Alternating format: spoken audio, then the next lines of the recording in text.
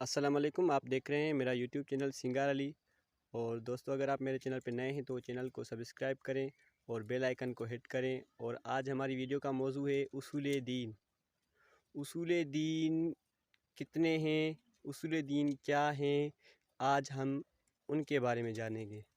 اصول دین ایک عربی زبان کے لفظ اصل سے لیا گیا ہے، جس کی معنی ہے جڑ یا بنیاد۔ اور اصول دین یعنی کیا؟ یعنی دین کی بنیاد۔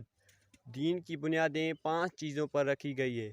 پہلا توحید، دوسرا عدل، تیسرا نبوت، چوتھا امامت اور پانچواں قیامت۔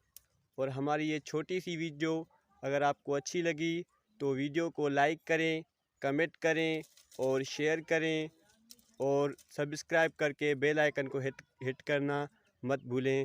شکریہ۔